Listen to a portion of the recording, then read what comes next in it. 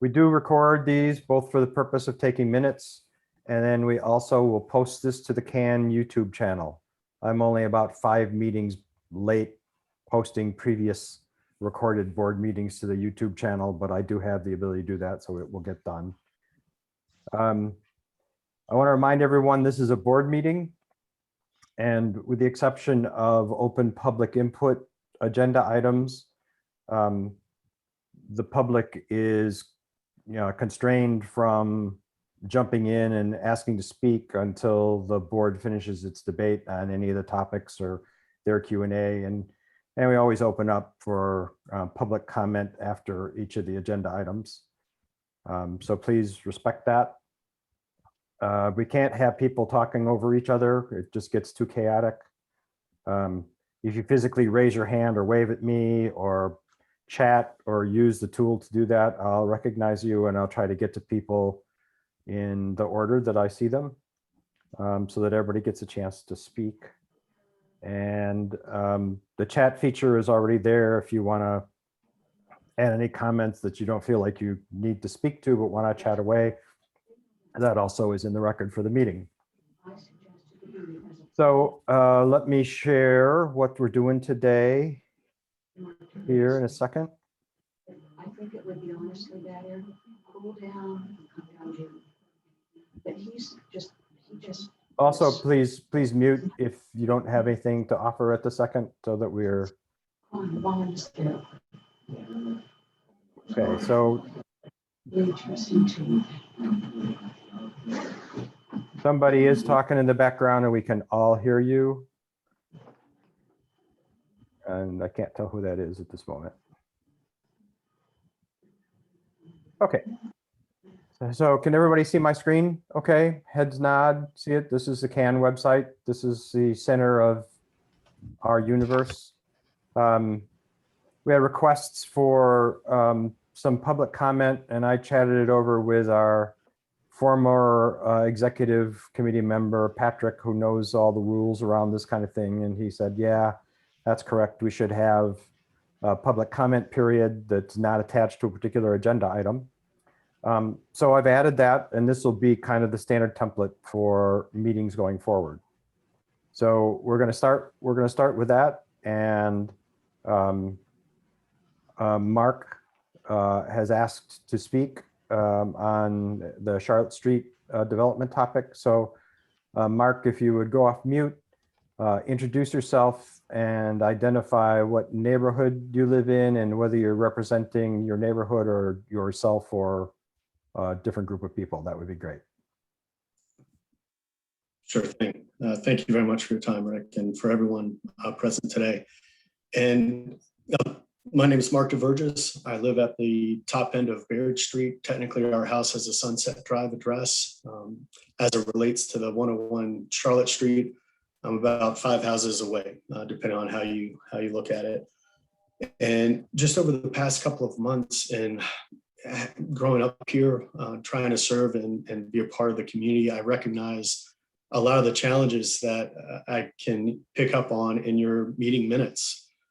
I was active with our neighborhood when there was a real scary project coming forward a number of years ago on East Chestnut.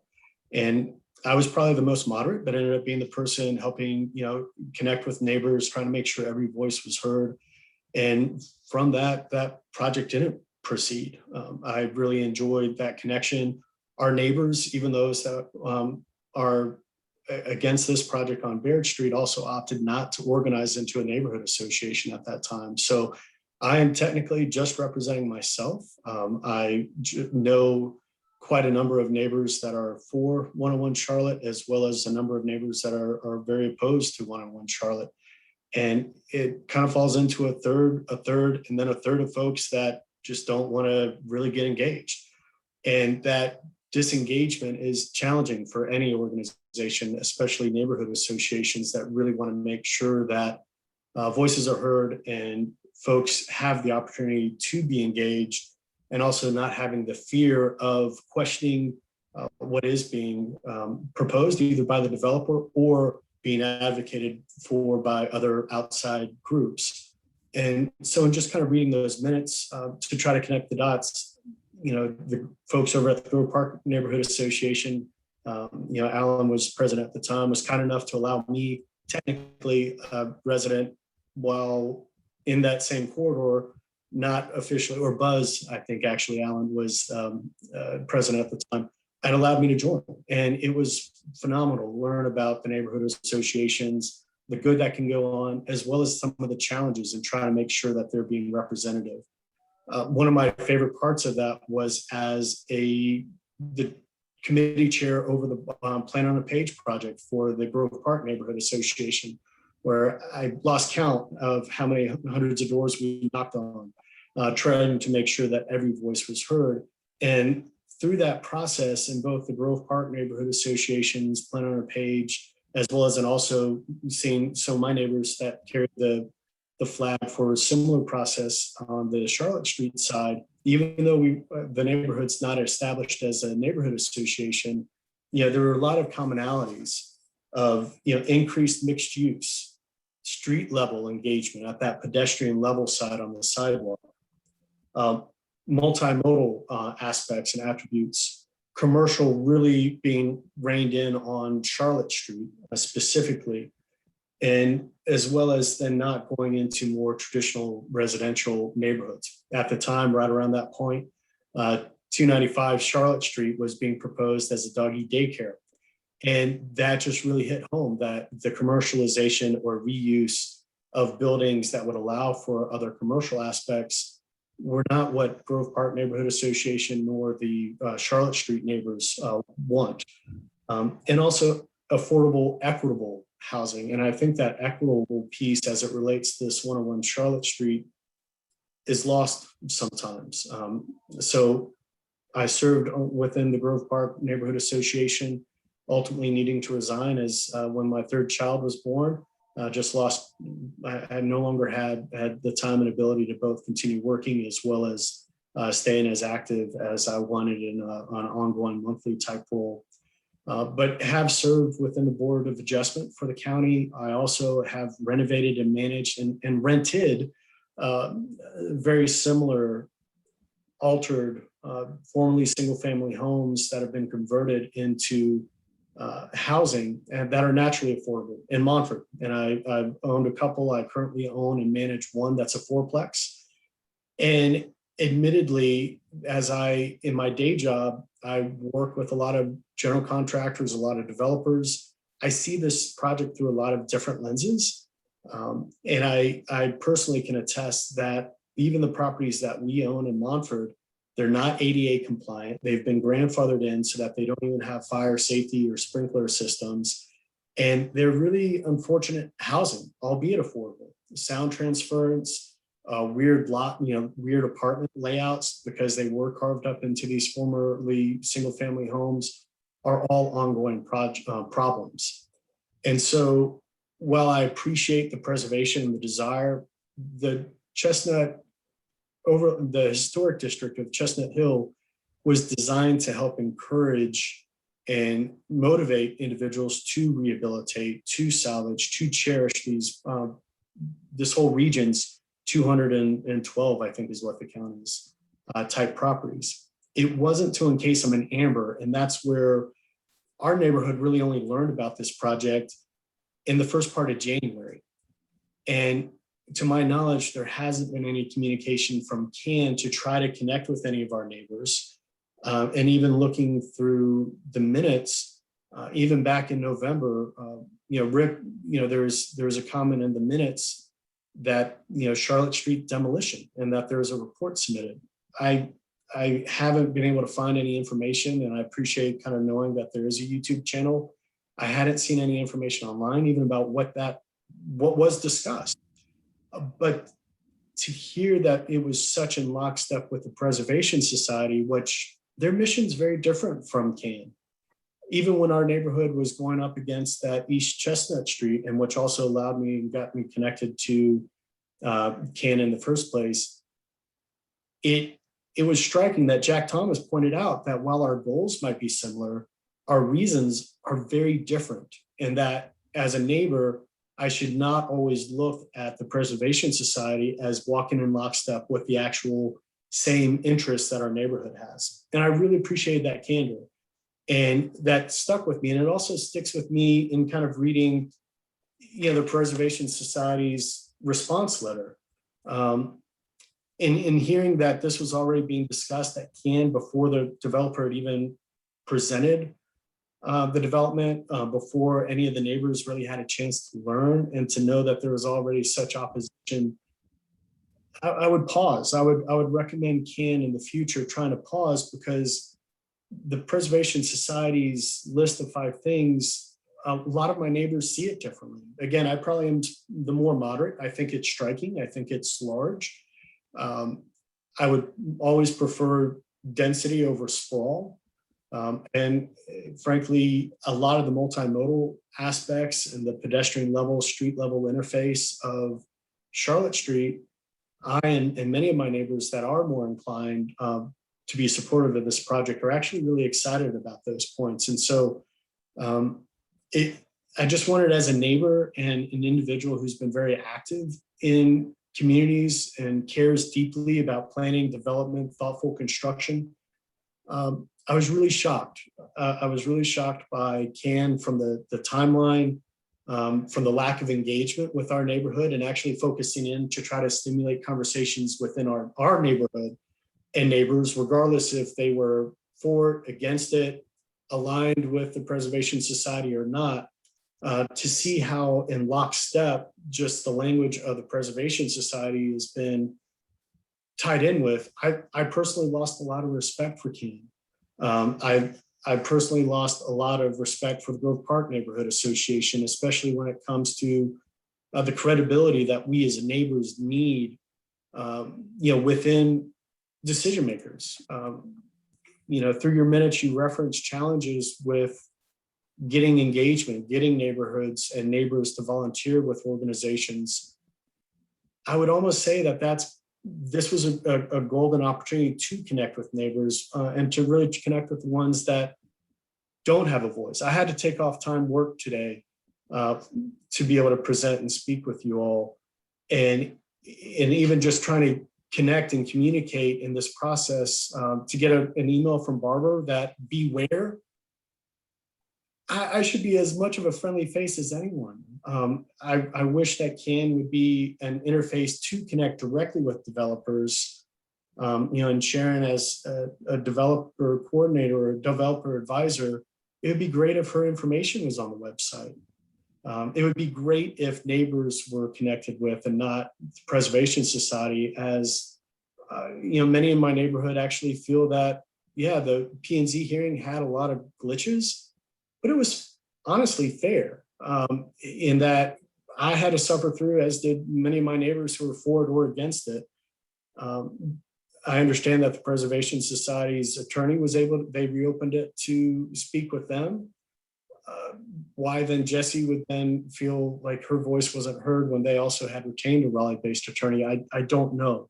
I do appreciate the Preservation Society. I actually met with Jesse and Amy Hornaday this morning to kind of go through some of the challenges that our neighborhood feels in a very bullying nature that the preservations had on ours, vilifying the developer instead of allowing our neighborhood to have constructive communication to a developer that in hindsight has actually been very engaging and very communicative. And I think that if we didn't have our pitchforks and tomatoes already at the go, I think the Preservation Society sent out their response letter in all 12 glossy pages, as well as yard signs, before our neighborhood had even had a chance to connect with the developer. And so from a timeline standpoint, I would highly encourage CAN learn from this, Grove Park Neighborhood Association learn from this, that a lot of neighborhoods want. Mark, if I could, we've been going for 15 minutes. Yes, sir. And I believe that Patrick promised you 5, so I've tried to provide more. Could you give us like a 3-sentence wrap up so that we could solicit any other feedback and engage in a conversation if necessary? That would really be great. Yes, sir. So our neighborhood has a very active email listserv. It would be great if communication would be able to take place from that in the future through CAN, and to be able to connect them with our neighborhood and not just outside groups, or else CAN really feels like a special interest group versus a conduit aligned with your mission of connecting with neighbors and allowing them to speak. Thank you very much for your time. Okay. Any other comments or responses or questions before we move on to the rest of our agenda for anybody? Alan? Yes, I'll try and keep my responses brief, and I don't want or expect a response from Mark on this. Our neighborhood association, which he called out in his comments today, has been involved with this project for some time. We spent a considerable, probably 2 or 3 meetings, which means 2 or 3 months, discussing this issue before we drafted a response to this issue. And it should be stated that we need to be clear that we are not opposed to development. We are supportive of appropriate design and scale that complements the neighborhood. And we are also supportive of density in the right place. I would also, and we did respond to Mark by email. Our board's decision was unanimous. No, Alan, y'all shut me okay. down. You just said that y'all had only engaged. There's been no communication with our neighborhood. Rick, I muted him. I have the floor right now, I believe. Yes, sir. You do. Thanks. And I don't expect to get engaged in a debate today. This is not the time and place. But I'd like to call everybody's attention to, and Mark especially because he helped draft it when he was on our board in 2015, our plan on a page.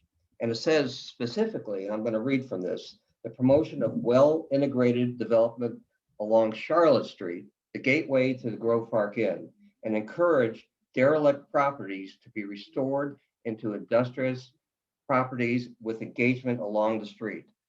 Mark helped write that statement. Secondly, and that was in 2015, I'd like to call his attention to his own neighborhoods association plan on the page, which was drafted in 2018. And in it, it says, achieving goals that require city's commitment to the standing of its planning codes. In keeping with the description of our goals, this neighborhood association consistently will fight for the construction styles that are predominantly traditional. And so I just wanted to bring that to his attention. But we discussed this as a neighborhood association. We voted on it as a board. We responded to Mark when he wrote us a 4-page email. And I think our position is very clear in that. Thank you. Okay, Mark, before I come back to you, I want to see if there's any other comments from the board members. Okay, Barbara, you got your hand first, then Sharon.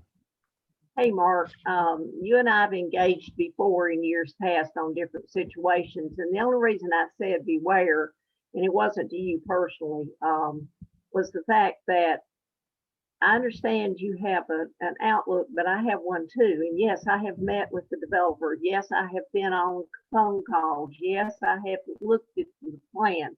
And I don't like the design. I think it's cookie cutter. You can go in any city and look at it. It's a lazy plan is what I call it, just my own personal label. I am not against developing that area, but I also know, and what really worries me is that the residents living in those houses have stated that the management company didn't take care of it no matter how many times they call. So to me, that is a red flag that is concerning anywhere in Asheville. So as far as listening, I think you've known me for a long time, and I always listen to all sides of the story, or try to, and I intend to continue to do that. But at this stage of the game, I'm in total disagreement. As far as reaching out, I have friends that live in that neighborhood all over, on Baird, all over those areas. And I've been engaged with them. We have talked with folks in the organizations that are in the North Asheville area. And it's not only North Asheville that is very much upset about it, it's other parts of Asheville too. So I appreciate you coming to state your stance on this, so to speak, but I just have to disagree with you. Thank you. All right, Sharon. I'm going to make this short and I don't expect a response either. I disagree with you, but I appreciate the fact that you can come in and say what you're not liking. I've been involved in this on the technical review committee, on the Urban Forestry Commission from the pre-application meeting. I took notes and I don't see your name on the neighborhood meeting. You may have shown up on the neighborhood meeting, and I took 8 pages full of notes and I don't see any comments by you, but that doesn't mean that you weren't there. I may have just missed your comment. I brought it to Easton Valley Neighborhood Association. They agreed also that this is the wrong size development for that area, that we're all not against development, we're against that development. Urban Forestry Commission has been against it due to the amount of trees coming out. And the planning staff that I sat on from the first meeting advised the developers that this is not going to go through if they don't make concessions with the Preservation Society and the people in the neighborhood. And in my opinion, they have not done so. So they've chosen to take this how they want it, and they have every right to do that. As far as you thinking that Ken has made up their mind without much discussion, there was many discussions. If they're not in the meeting minutes, I have no idea why, but there's been a lot of discussion and a lot of times, and this has been discussed for months. So, and at every CAN meeting we've had for the last 3 months. I'm sorry that you haven't seen it or have not been involved. Feel that you have to come and state your 2 cents now. I can understand your frustration, but I, as well as Easton Valley Neighborhood Association, also disagree with this development. But thank you for coming down and sharing your opinion. Okay, Joel. I just want to say thank you for sharing your opinion. We appreciate the feedback, and I'm sorry you're not happy with some of the decisions that Ken makes. And I would just remind you that many of us had to take off work to be here, and we are a volunteer organization. So we try our best. We may not make everyone happy, but we are trying our best, and we are taking time off.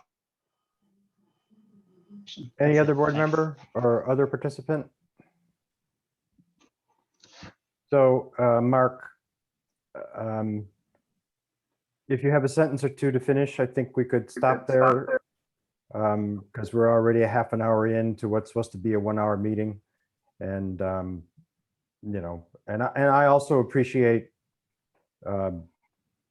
your interest in this and your willingness to come and talk to us. And if somehow your neighborhood is not adequately engaged in CAN, and I have to admit, I can't keep track of where you live compared to Grove Park, Sunset Mountain.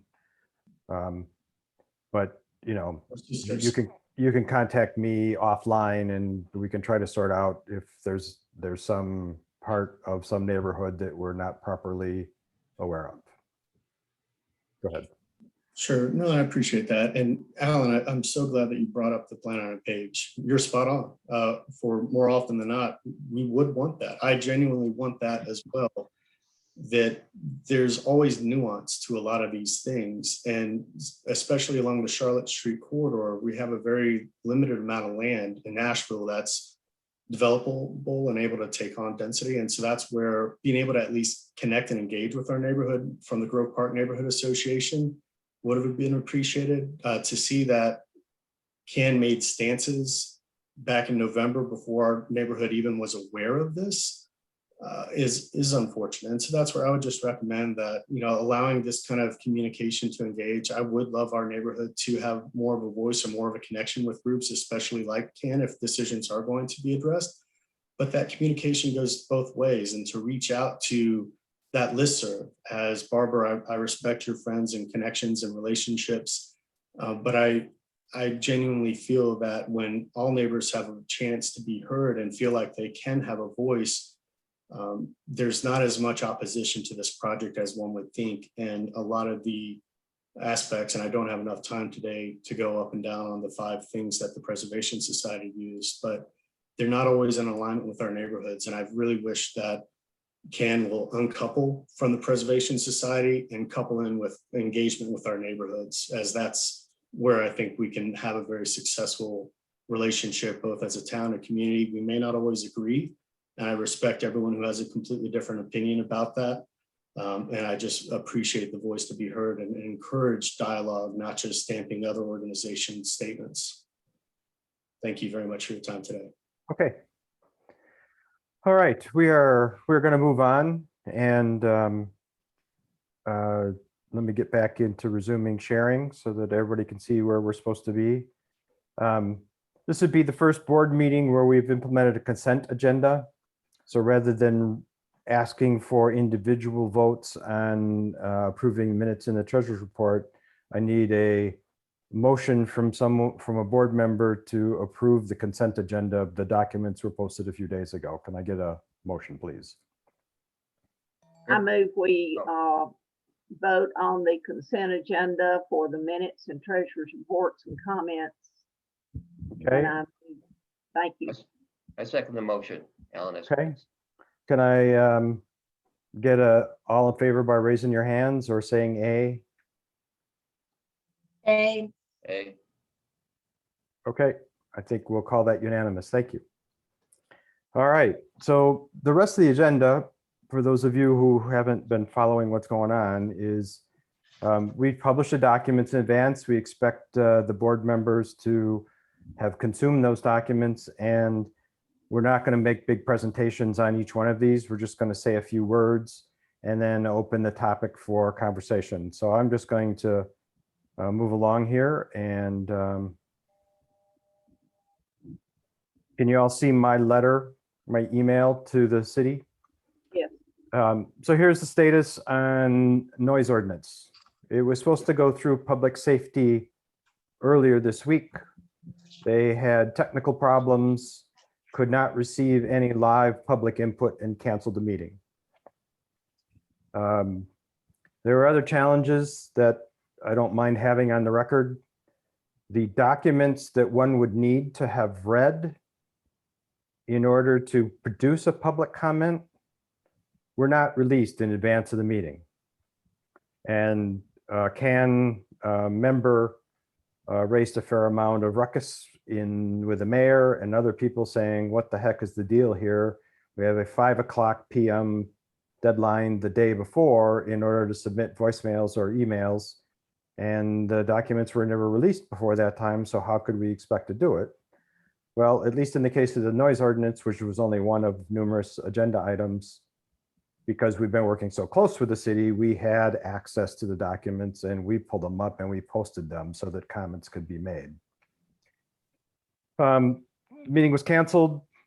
Then yesterday, when I was trying to have a complete day off from CAN, it got rescheduled for next Tuesday. And then I went to the city's website again and found out that there were no documents. So I wrote another letter to the mayor and the city manager and the people and said, where are the documents? And they have finally arrived. And I believe I've sent everybody links to all that sort of stuff. I think a pat on the back to all the noise members and other CAN members who care about this, and to the coalition of other organizations we've managed to pull together, because there were 54 pages of written comment about the noise ordinance. And at last count, there was exactly 2 comments asking for the ordinance to proceed as it's described, and all the rest of the 54 pages were making a big deal about it. And in summary, there's really 2 things that we're still just haven't found closure with the city, and that is documented maximum sound limits in residential districts. They don't exist. Their proposed changes don't include them. And then an affiliated group, mostly the Downtown Condominium Association owners, are really having super heartburn with the number of live performances that can happen at Rabbit Rabbit. and the 85 decibel permit to exceed. Further to complicate that, at last night's city council meeting, the city allocated $1.3 million to buy some space next to the transit center to put in affordable housing, which we all know we desperately need in this town. I hope the people who plan to be in that affordable housing are real music fans, because it is right on top of Rabbit Rabbit. And if they think they can manage 85 decibels at the Aston, which is a couple of blocks away, they're going to really have heartburn when they start to build dense housing right there. So the meeting continues on Tuesday, sorry. And the noise team is probably reading through all those comments, and we'll be sending some more notes in to try to convince public safety to get the folks back to the drawing table on the issues that we have communicated. So that's the status. Questions from anybody? Helen? I noticed in the budget that was presented last night, $110,000 has been taken from the police department and put into DSD for enforcement of the noise ordinance. And since DSD is going to be the enforcer, so you can only have a complaint during work hours? Is that how it's going to be?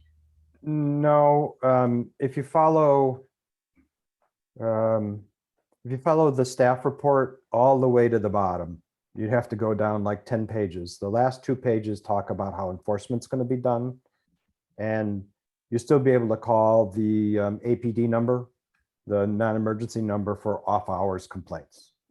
And then we're just in the situation where APD just is still seriously understaffed. So chances are you're not going to get a police officer to the spot on the time, but they will, my understanding is they will record the event, who made the complaint, and if they can't get there in the evening in order to off hours time in order to work it, then a DSD employee will reach out. They have 2 people that they're going to put on staff. Will reach out and try to close the loop on what the problem was and try to track it down at a later point in time. My further understanding, which I don't know whether it's documented or not, is that the 2 employees will work kind of a crossover shift. So someone will work 9 to 5 and the other person will work, let's say 2 to 10 p.m. so that they'll have phone coverage until 10 p.m. And then after that is when APD would take the complaint. Joe, I see your hands up. Yeah, just a quick question. It's been a while since I worked for dispatch, but at one point there was a problem with burglar alarms going off when the owners are out of town, things like that, or car alarms. Is there anything in the noise ordinance proposed that addresses those kind of noises? I couldn't say without looking up the draft.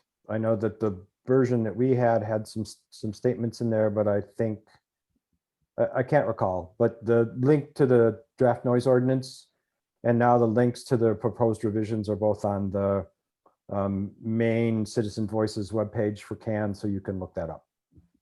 Thanks. Alan. Rick, is there not a piece of legislation coming before council that relates to, it's coming out of public safety, that relates to burglar alarms going off, excessive false alarms? Isn't there an agenda item related to that? I thought I saw. There is. A There is. document. Yep, you're right. There is, but that's beyond the scope of what we've been managing with the noise That doesn't ordinance. relate to the noise ordinance, so. No, I think it's about nuisance alarms and how frequently it's a Nuisance false alarms, alarm okay. and the burden on the police department. I mean, I glanced through, all I those just glanced documents. at it. Yeah. Yep. Okay. Okay. Thanks. Yep. Anybody else? All righty then. Let me go back to the document. And now we're going to move on to Kathy Kyle on the homeless update. Okay, thanks. All right, I'll make this brief. Three of us, Helen Hyatt, Grace Curry, and I've had two meetings, one with Brian Husky, who's homelessness lead for the city of Asheville, and then Robert Stevenson, who's with Homeward Bound. And the Homeward Bound's contracted by the city to do outreach services for the homeless. And so going to have a summary of what we've learned. I do have a phone number for Robert Stevenson that he gave for people to contact him at any time if there is homelessness issue in your neighborhood. But basically, we have two recommendations. One is, let me get here, to either to have a meeting, the forum, which has been discussed in CAM before. It would be virtual, and we'd want the parties who would have the power to make a difference. And we'd want to limit the amount of time people could talk.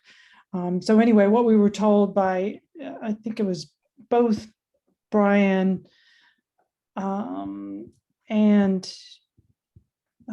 who else? By both, that this is the time to speak up, because money's been allocated. They've already had apparently a vote about buying property for a low barrier shelter, which seems to be the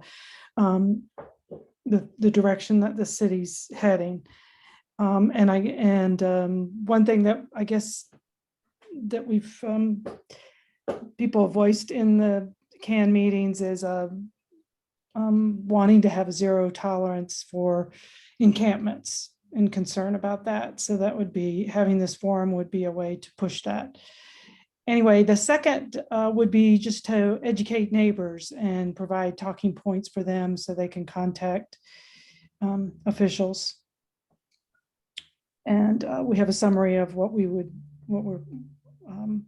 be educating them about. So are there any questions about that?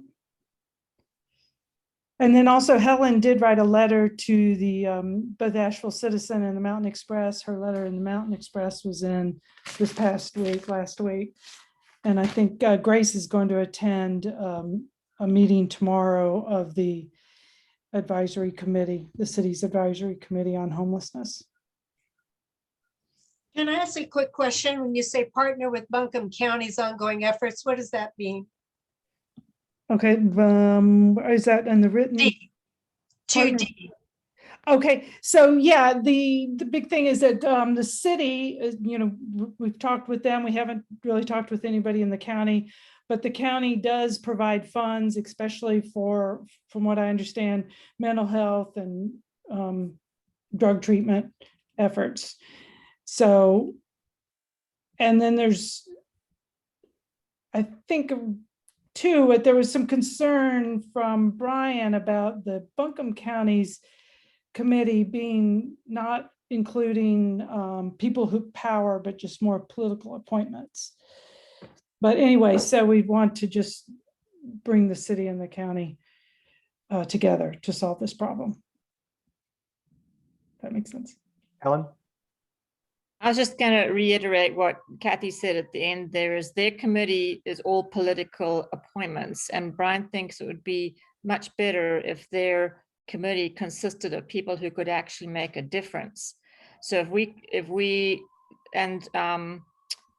what I'll be talking on is that I feel like now is our time that we need to start making an effort to have dialogue with Buncombe County and be up to speed on what they do, because it is influencing a lot of the things that we're trying to do, and not only influencing, but negatively impacting some of the things.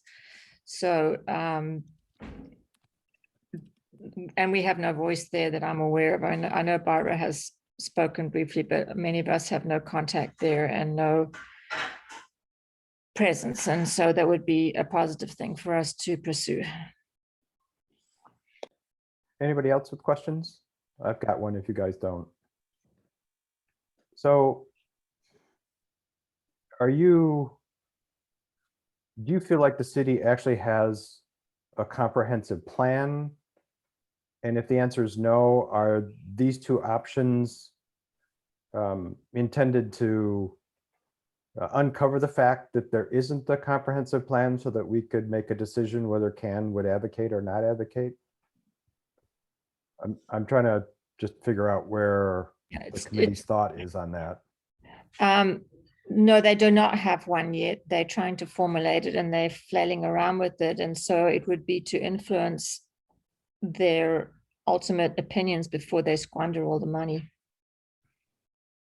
So it would be both education so that we would be in a position to have our opinions and then try to influence. Is that kind of the way you see it, the order of action? Yeah, us and within our various networks to pass on what we feel is a good set of action items for the city to pursue, and then to encourage people to put that information, to influence the people who can make a difference, but by giving them different talking points that this would be the best way to go forward. Because they will, otherwise they'll choose a way and who knows what that will be. Okay. Alan, I would hope that the city is not going to be relying totally on the county for supportive or ancillary services such as mental health, and maybe even consider working with the faith-based groups in part for providing a more of a comprehensive plan. I know the faith-based groups, I worked with Rescue Mission, does not allow for individuals who are currently using drugs or consuming alcohol to be in their facilities, but they are providing some of the food in the community, and they do feed a number of folks on the street. So rather than trying to rely on the county specifically for a lot of these services, we do have a city health department. We do have some mental health services here that are available, that I hope that the city can also address these issues too in their plan. Harbor.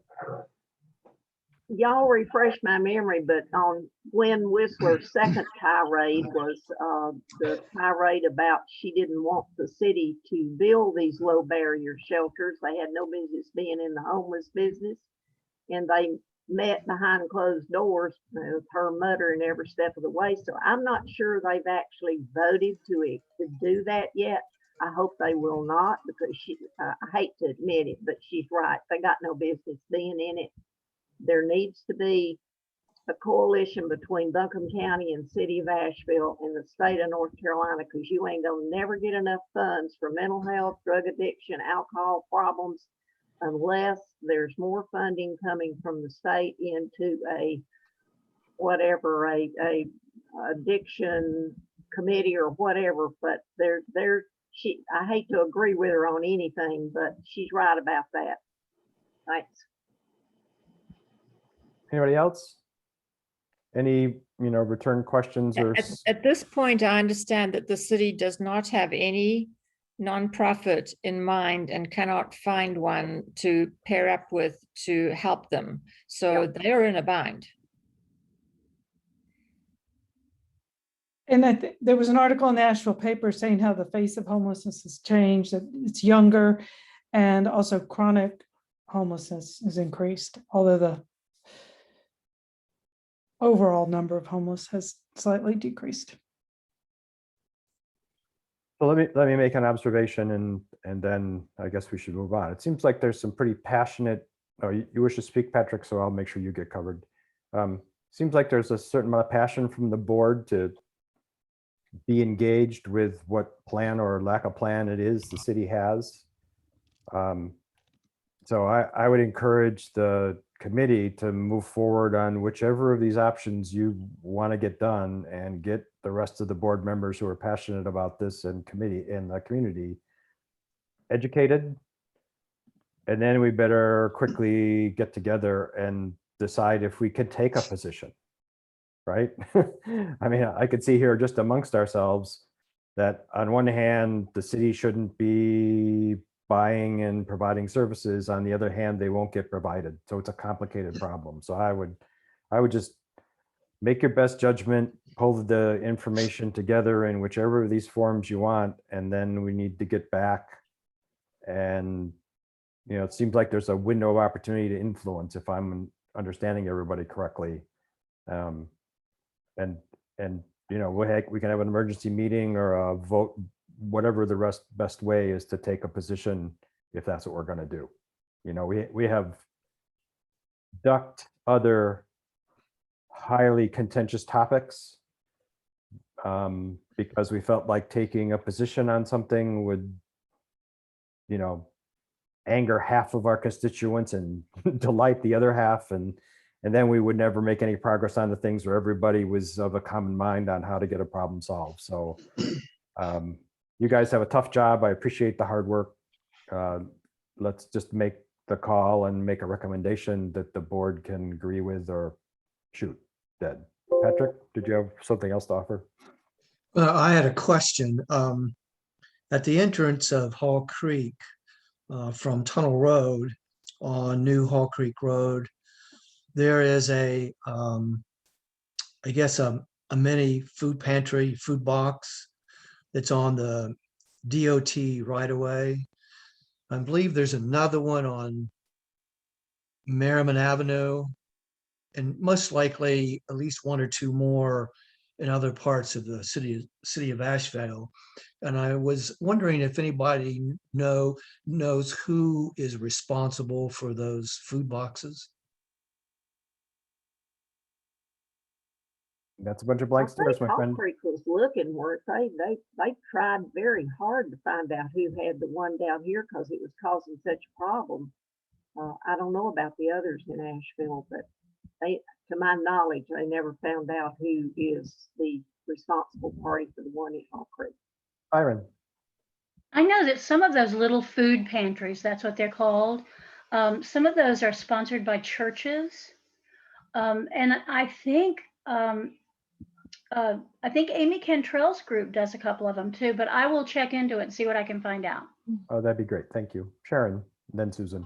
Easton Valley is handling the one that we have on MLK. And I think Shiloh, Alan and I, a few months back, went to a one that they just built at Shiloh. And I think the Shiloh neighborhood is stocking that pantry there. They had a food drive that we attended, but I don't know for sure, but I think I'm pretty correct on Shiloh as well. Norma's nodding her head up and down. Susan? Yeah, and Beloved has a number of these pantries. So they're clearly labeled as Beloved. It's an organization that does a lot of work with the homeless. And so you might not see the label because it's really hard to read, but oftentimes it is Beloved. Okay, let's keep going. How does that sound? Thank you, Helen, Kathy, for doing this work. It's greatly appreciated. Government relations. I'll put up the doc and it's your show, Sharon. Hey, everybody. So I've got a list and I'm just going to read it. And if anybody's got any questions, if I can't answer, Patrick said he'd help me out. So we've got a city suggestion that CZ requests have expedited approval process of developers pay into the city's public benefits fund. So what we're doing is we're working with the city on several issues that we've got that have come up. One of them is that the city wants to kind of do like an overlay district that will expedite development. And instead of having to be reviewed by council, that they'll do like the hotel moratorium situation is, and they'll have a public benefits criteria, which will be a checkbox. It's kind of like how the LUIG, the land use incentive grant works. If you fill in a percentage of the boxes And then you can go ahead and get the grant. If you don't fill in a percentage, then you've got to go before council and explain why you need the money, but you don't make a high enough percentage to get the money. So we're trying to figure out, we're trying to ask the city, what is it that you want to ask the developers, to ask the citizens, so that this will avoid council approval altogether. Most of us that have been involved with the city, and I think most of us here, do not want the council not to look at everything. We don't trust the process. We don't trust the backroom dealings. I'm going to say that. That's my opinion. And we're skeptical, as I think most of us that have been around a while, and that we just don't want to give, even if they do like the hotel moratorium, fill in the blanks, that that's good enough. So we're asking questions, and what do we want to talk to Todd Oakland-Cheney about? And also, what is the city thinking? We have no idea what they're thinking. This is something brand new they're coming up with. It's just in the beginning of the thought processes. And then we have the UDO required neighborhood meetings. So what we're also working on is we've got that 200-foot rule for neighborhood meetings, which really doesn't apply to anybody anywhere most of the time. And for me, it's been surprising that the Chris and Ben Woody and Stacy Merton and other people on city staff have been willing to have conversations with us on government relations about making changes, about how can we increase this 200 feet to include everybody within a neighborhood that's within miles of this development, as in, let's use Charlotte Street, which is so contentious, where it wouldn't be a meeting within the 200 feet. It would include Chestnut Hills, it would include Malvern, it would include everybody. They would get notices letting them know that there's something going on in the Charlotte Street neighborhood, even Easton Valley, that would be impacted by it. And we've had several meetings, and so far they've been agreeable to our suggestions. We just need to work back and forth to see how that's going to look, how that's physically going to happen, who's going to take what can we do as CAN to offer our services, and what is the city got available right now. And then we have our urban place, which the city is coming back to with us, which is basically what they're trying to do is another overlay district that doesn't have to go to council for approval with the building, which is going to increase heights. If they provide so much affordable housing, it's going to decrease the amount of buffer for trees. And so we've broken down what we think is an issue with our neighborhoods. We've discussed it with the affordable housing with staff, and they're coming back to us with some more information that we've asked about. And I expect as we formulate this, that we will have a meeting that will give you the information and more specifics. Right now, because with such a short meeting, I'm just giving you the outline of where we're at, because we've not really formulated anything down to workability yet. And then we've got the state legislation prohibiting single-family zoning regulations. And there's been a lot of discussion via email on this, and Patrick knows more about it, and so does Barbara than I do. But it's pretty much what it says. They're going to eliminate, trying to eliminate single-family zoning regulations, so that any good, and they're using the term affordable is the buzzword that. And there's a lot of politics involved in this, and this is getting into the weeds if you want to debate this particular one. And then we've got the snipe sign, and we've got Hawk Creek has got a committee where they're working with, and I believe it's Chris. Patrick, you can correct me, I forget who is working directly. But if we take a picture with our Asheville app of a snipe sign, is one of those small signs that we buy old houses, we paint houses, we sell your house, all those signs are stuck up and down everywhere. Those are the ordinance against those. Those are called snipe signs. And there's been a whole load of them everywhere. I deal with them, and Hawk Creek community had enough of them in their entrance of going into Hawk Creek. And they've gotten the city to take some action, and it's good action and it's quick action. Take a picture of it on your Asheville app, submit it, and they'll follow through. They'll call the people that have posted the signs, tell them to come get rid of the sign. And if they don't, they're committed to issuing fines to them. And it seems to be working. I told Patrick that I wouldn't pick mine up in the South Tunnel Road and Tunnel Road area, and I would give it a go and see if they actually did it. But I've been picking them up for years, and I don't trust the process, but I will and see if it works. So that is a quick rundown of all of those. Anybody have any questions? And if I can't answer them, Patrick can.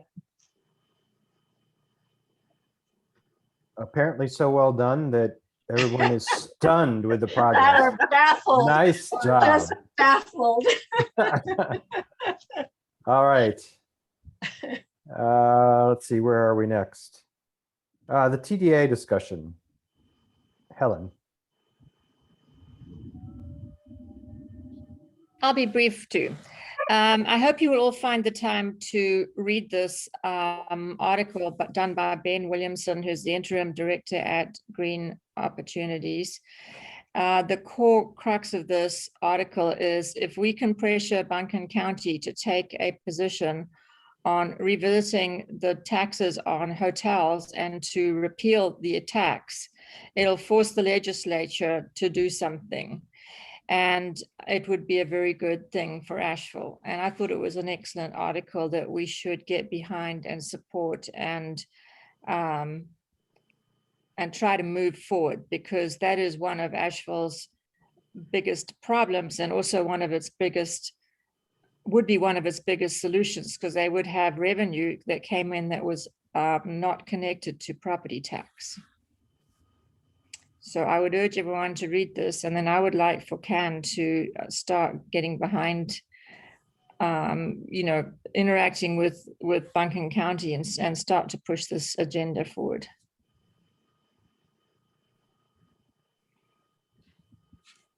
Thoughts, questions, folks? Yeah. How do you see us involved? Just letter writing, or neighbors getting it like into Easton Valley and having the support of my neighborhood association, or what's your thoughts on The that? first thing would be to get to know the commissioners and to set up meetings with them and to talk one-on-one with them, which is what I mentioned earlier with what we were going to start doing with getting information on the homeless thing, and trying to get them to reallocate the people on their committee to, instead of being political appointees, to be people who can actually make a difference on the homeless front. And so to make an effort to get to know these people, to try to schedule appointments to sit down and speak with them, and just to start getting an earworm going that you can bring it up to their agenda. Once we've got it onto we've got some people interested in it, we only really have to get one or two of them interested in it, then they can start bringing it forward, and then we can start spreading the word within our organization to start putting pressure on them to go ahead and do it. It's not going to, it's still, years away from happening because it's not their decision, but they can take a position on it. And then they can, that forces the legislature to do something, which I did not realize that that's kind of putting the cart in front of the horse, but apparently this is a technique that can be used, a unique technique, which would be great. Mm-hmm. So it would Anybody else? require all of us making an effort to try and reach out to these people and getting, and I'd certainly try when I speak. We're planning on meeting with Jasmine. I haven't set it up yet, but we're going to ask for one. And I'm going to bring up these two subjects, the homeless thing and this thing, and see how we can bring it, how we can make this happen. So I'd like to make a suggestion to the board members. anytime this topic comes up in social media or anything like that, there is huge passion to fix the TDA thing. And while we might not be able to pluck a member out of your community to work on something else, I'd like to ask the board members to see if anybody in their communities would volunteer to be part of this. I mean, you know, the letter's up on the website now, so you can forward it that way. Because this feels to me like another committee that, you know, much like Helen and Kathy and Grace are trying to get smart on the homeless thing and trying to get some movement there. We kind of need the same thing here to follow up. You know, great. Helen's gonna open the door in that meeting, but then there's going to be a bunch of follow-up stuff. And as you all recall from a couple meetings ago, we're still looking for a secretary to fill Helen's position so that she could even be, you know, we haven't started reaching out to other neighborhoods yet in order to increase people who are aware of what we're trying to do and find other people who'd be willing to volunteer for some of this kind of work. So we're kind of shooting ourselves in the foot by asking Helen to take this on. She has passion for it, so she'd try. And frankly, I'm okay doing as much of her secretarial job as I can so that she can focus on the homeless stuff and other things she's doing. But maybe this is one of those hot topics where we could find 3 or 4 people that would be willing to put in a few hours a week in order to follow Helen's lead and make this happen. I don't know how else to get it done because I can't ask Maura Barber, who's on 3 committees, and I can't ask Laura Vallon, who's on 3 committees, and Joel's on a noise thing with us, and Susan's fresh and brand new, but got her own problems up in Beaver Dam. You know, please, that's the only way I can think of, because there's so many people who hate the way it works. Maybe we'd find some candidates. So if all the board members could just go back to their neighborhood boards and ask for permission to seek volunteers on this topic, maybe we'd get some smart people that would help. Otherwise, it'll be Helen going it alone until she gets mad and can't carry the load any farther, and then we'll be sad. Barbara.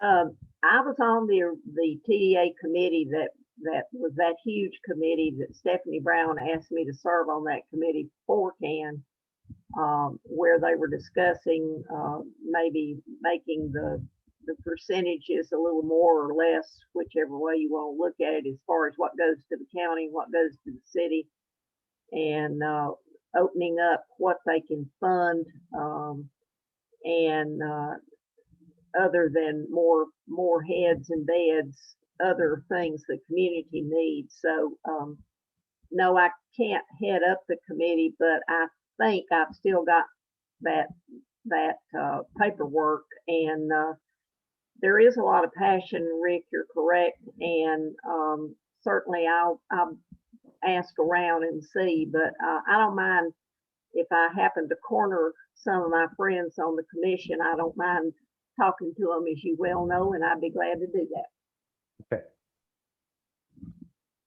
Okay. Anybody else? Okay. Just so I'll, through the normal course of life, I'll circle around with all the board members to see if they have taken this action and whether they're having any luck. So expect me to leer over your shoulder at some point.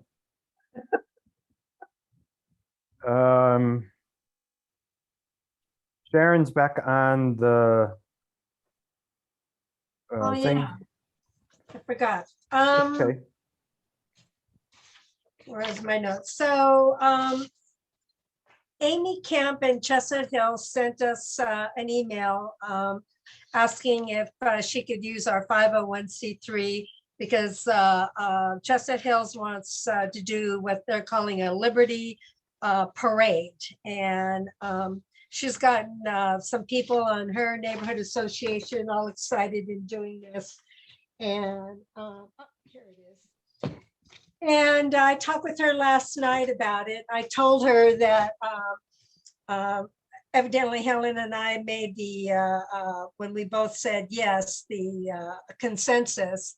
And so she was allowed to use it when she filled out the form for the city, and the city's approved it.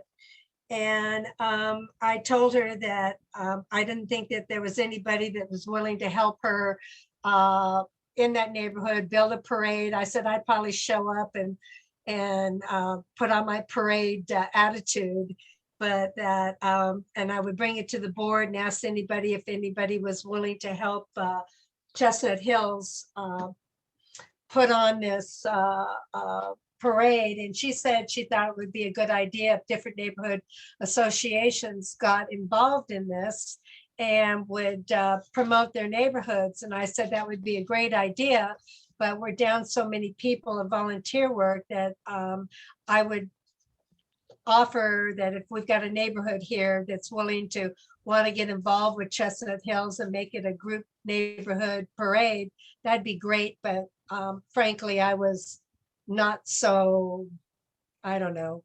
Just didn't think it was going to happen. We've also, as a side, on NAC discussed the same thing, to have a neighborhood party and gathering of neighborhoods. And we voted at NAC that we would do it next year when we knew COVID was over for sure. God willing, it's over. So Amy is just ahead of the game as she normally is. And I think that's all I have. And has a firecracker jazz band. And so there's going to be bands and food and hopefully a float or two. And fun to be had by all. So that's all I know about it. So I have a question before Helen jumps in. So she's already used us, is that correct? Did I understand that?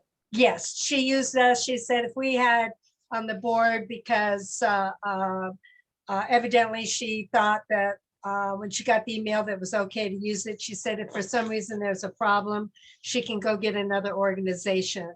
And I said, let me bring it to the board meeting first and have the discussion, and then I get back to her, because I didn't know she'd already done it. But I called her late last night and she told me that. So I couldn't send an email out to have a conversation about it. So Helen. She was actually looking for us to put a float in the parade, and that's what we decided it was a little bit too much work for us to do. So if any neighborhood wants to put a float in, then that would be great. My question is, the $150,000 that the city has put aside for neighborhoods, what does that, how does one access that, and how's it going to be managed? I saw it in the budget yesterday. I wish I knew. are you asking me? So, Well, so, yeah, can well, we you're hold- on NAC. Hold it. Let's put that in new business for a second, Helen. So first I want to close up this particular request, since Amy took steps without board approval and agreed that if the board was against it, she would undo it. So are there any, so I have one question. I don't know if we know the answer. Do we have any liability responsibility as a result of being on this application? I checked into that. I haven't called my insurance agent because she's the one that we're running our liability insurance with. But Amy has done this with Mardi Gras and she said no, but I don't know technically without running and talking to our insurance agent. We just happen to be using my agent.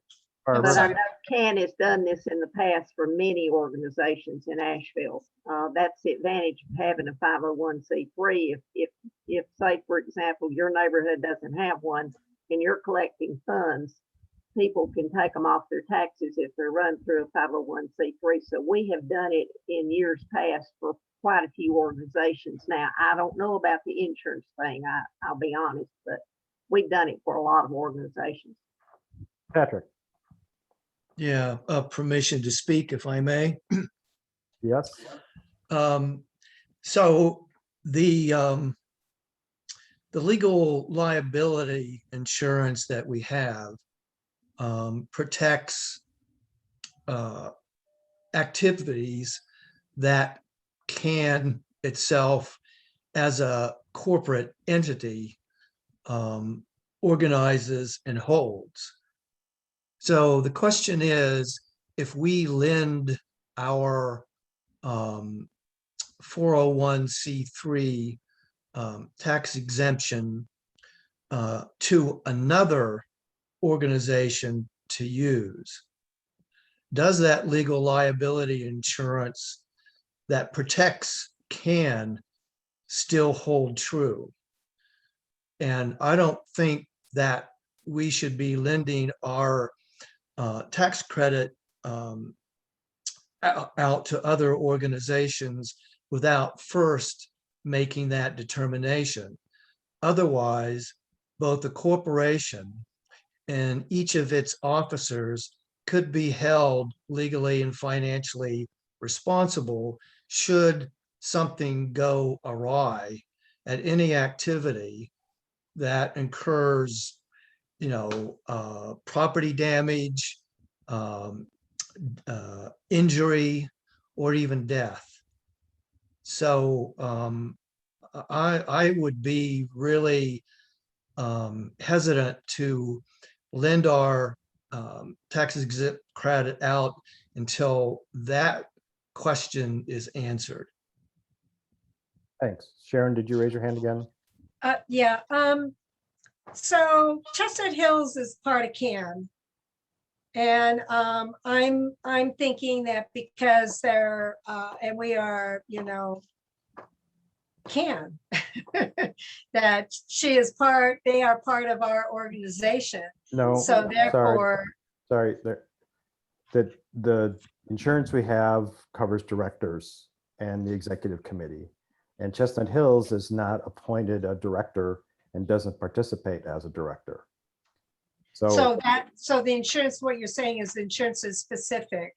Yeah, because we can't cover 300 members, or by extension, everybody in a neighborhood who has provided a board of directors. It's officers and board and directors. And insurance. officers and only boards. All Yep. right, well, then that would be a call to Susan Kane, the insurance. And unfortunately, I have a terrible afternoon, so I can't contact Susan Kane. I could probably do it later and shoot her an email or call her. I'm on first name basis with her. I talk to her all the time, and she's my insurance agent for all my business stuff.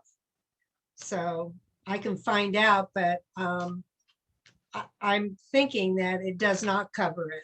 So what I want to ask is, when Amy brought this up and Helen and I were the only ones that responded, why there was no other conversation regarding this, so that I could have straightened up Amy so she didn't get the wrong information. I didn't realize that she'd gotten the wrong information. So I guess I can be blamed for not being more precise in my language of reply to you guys. When you agreed to bring it to the board, I thought it was clear that you would bring it to the board, we would have a discussion, and the board would either say, sure, let's do it because it's good and it's covered, or no, we don't want any part of it. So Yeah, that was my fault. But I didn't tell her it was approved, but she So she shouldn't have done it. She Well, ultimately I shouldn't have think done it. that's my fault. I'm going to take blame on this. I'm going to say in my conversations with her, I'm going to take the blame on this. This is my fault with my conversation with Amy. So as opposed to saying that she jumped the gun, I'm going to say I gave her permission. So because I can't me say try I to do, let me try to do something to sort of help bail you out of trouble, if that's really what we call it. If we're covered by insurance, can I get hand raising? So let's say, for example, Sharon talks to our insurance agent, explains the whole thing, and the answer is we're covered. Is there anybody opposed, any board member present opposed to using our 501c3 in order to support this? I don't see anything. So I think that's the big thing, Sharon, is, and that's what I'd communicate clearly to Amy, is that if we are, if we're not at insurance risk, then we would be supportive. And that we need to find that out. And if you find that out and if we are at insurance risk, then, you know, I can do a email vote of the board to see what the situation is at that point in time. Or if Amy sees this as getting too much in her way, she can go someplace else to get the Yeah. 501c3. Yeah, that's good advice, Rick. As soon as I'm done with this meeting, I'll call Susan and see if she answers the phone, and I'll get back later in the afternoon and shoot an email out and let you know what I found out. We can deal with this. And since you know our agent a lot and well, if she Mhm. says, no, you're not covered, ask her what it would take to be appropriately covered for these kinds of things, because apparently CAN has Done done it? them for years and Mhm. nobody got killed and we didn't all get sued. And Yeah. but we all know what the litigious society is these days, which is why we Yeah. ultimately decided to get Mhm. board and officers insurance, because people threaten to sue all the time. Mhm. I just know, Rick, that Hawk Creek's done it for 35 years, and to my knowledge, we have no insurance whatsoever. Now, that doesn't mean that's smart by anybody's imagination, but I know right now they're running thousands of dollars through for funding for the park up here that needs a parking lot. And City of Asheville's gonna make us raise the money to put the parking lot in because the poor babies are broke. So I know they're running those funds through the 501c3, but just an aside, but I would have no problem with whatever y'all find out. Okay, we're obviously over our 1 hour limit, but I guess that's not all to be surprised with a special guest appearance at the beginning. Joe, I see your hands up. Yeah, regarding Helen's new business about the money going to neighborhoods, we were told at the NAC meeting that in the next couple of weeks, they'd be giving criteria for neighborhood grants. They're estimating or thinking that it might be in the neighborhood of $5,000 per neighborhood, but they didn't give any other details yet. That hasn't been worked out. Okay, thanks. Maybe my neighborhood could go get a $5,000 grant to continue mowing the park that the city had been mowing for the last 20 years and has suddenly decided they don't want to do. Okay, that was an editorial comment, but it's on there for the record, so I don't have a problem with that. We need a secretary. Helen is doing triple duty. I guess I'm asking whether anybody is still beating on doors in their neighborhoods or reaching out to friends or anything. Let me recount the secretarial duties as they currently exist, which is taking some notes during these meetings and then going back and reviewing the video for whatever you missed and writing up minutes. Everything else that could be secretarial duty, like collecting the agenda items and getting the email out and updating the website. Some VP of technology guy who looks like me and talks like me is doing all that work right now, because I think what Helen's trying to do with the homeless stuff and what she would try to do to expand membership so we could get more people is so important, but it is unsustainable. So I ask again, you know, while you're out there bugging people to get on the bandwagon, to beat the heck out of TDA, to get it to be something useful, please reach out. We, you know, Alan and the nominating committee, this was ultimately your task, was to find somebody so that we could keep the system alive. And anybody got any thoughts? Anybody know anybody? I'm gonna have to just keep on bringing this up and making everybody uncomfortable every time we meet, because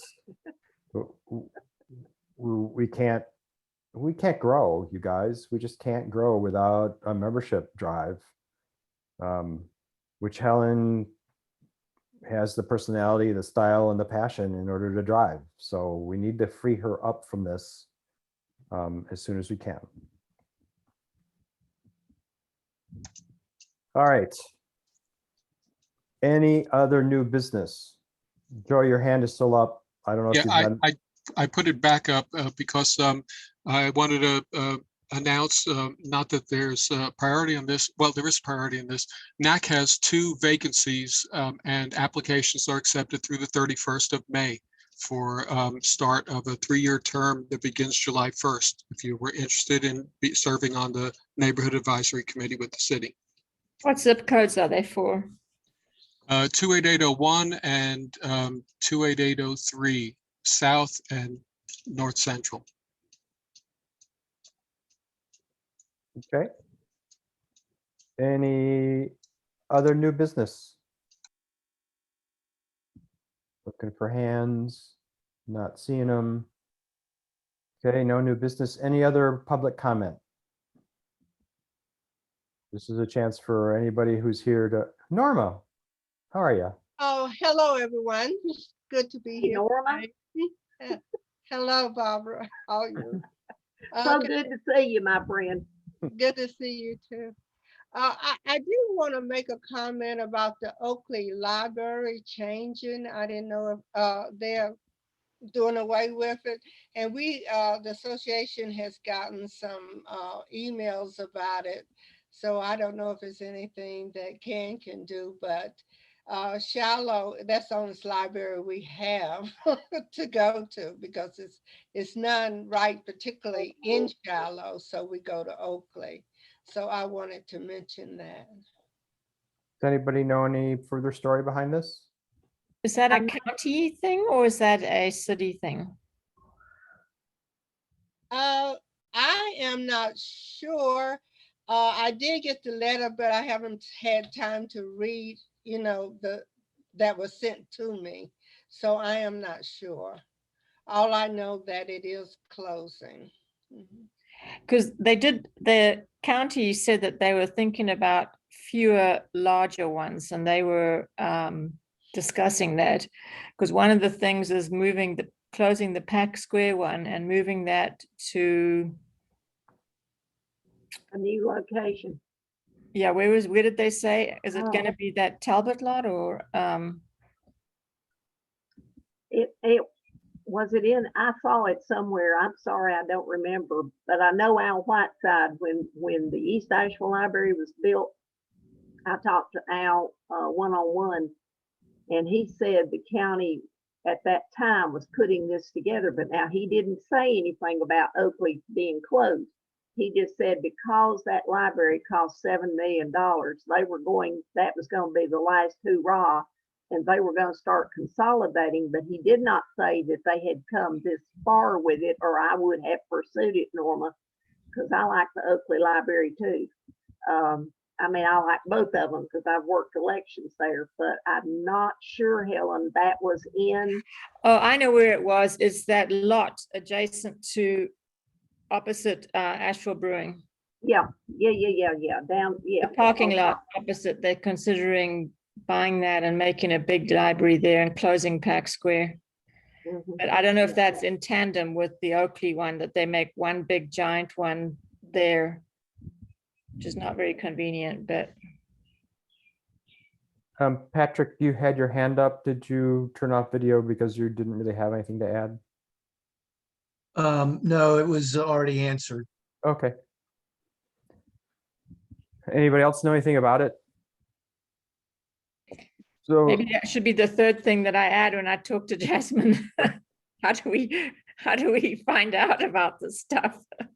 yeah, so Norma, if you could, you've got my email address. If you could, forward any communication on this, I'll get it around to the CAN people. And if in that email you could let me know what your community, wants, and if you guys are behind trying to fight it, we can jointly at least get a letter out and start to create some ruckus, if that's what you want.